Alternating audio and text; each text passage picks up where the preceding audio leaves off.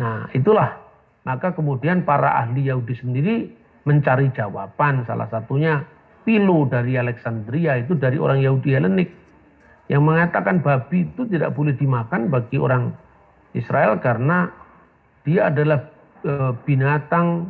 daging binatang yang paling enak di seluruh muka bumi bagi mereka yang memakannya.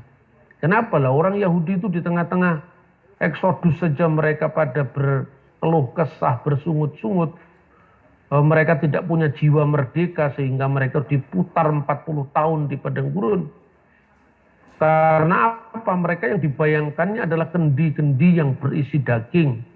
Nah, kalau daging kambing aja betapa nikmatnya, apalagi daging babi bukan hanya 40 tahun, itu bisa 80 tahun lagi. Katanya Philo dari Alexandria. Ada yang mengatakan setiap anak laki-laki pertama sulung itu dipersembahkan kepada Tuhan, baik manusia maupun binatang. Nah, kalau yang sulung harus dipersembahkan kepada Tuhan, sapi punya anak 2 atau 3 itu menandai kesulungannya mudah. Tapi kalau babi anaknya belasan, bagaimana menandai kesulungannya? Makanya babi dilarang. Inilah jawaban dari orang Yahudi sendiri. Kemarin saya bulan lalu ya, 2 bulan lalu, saya seminar di Tomohon. Saya katakan kalau tanya hukum tentang kosher, halal haram, jangan tanya kepada orang Katolik atau orang Advent. Anda tanya kepada orang Yahudi langsung. Makanya di Israel itu ada aturan yang disebut Seva Misfot Bini Noah, 7 hukum bagi Bani Nuh.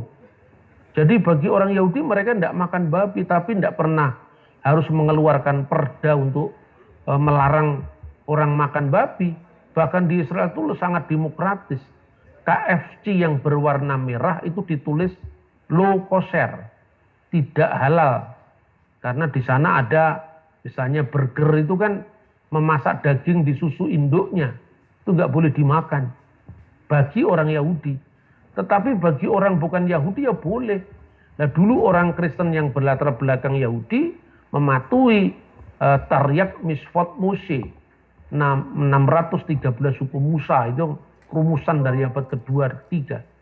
Tapi bagi orang Kristen bukan Yahudi itu boleh makan makanan-makanan yang dilarang dalam Imamat pasal 11. Tapi bagi orang Kristen Yahudi tidak boleh memakannya. Nah, lalu bagaimana kalau orang Advent itu Kristen tidak makan babi? Ya tidak apa-apa. Karena mereka memilih jalan Yehudim, tapi menjadi salah kalau mereka mengejek gereja Toraja yang makan babi kan itu kan.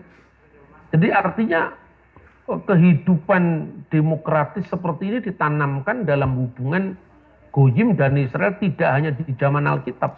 Sampai hari ini, kalau KFC berwarna merah itu ditulis low kosher.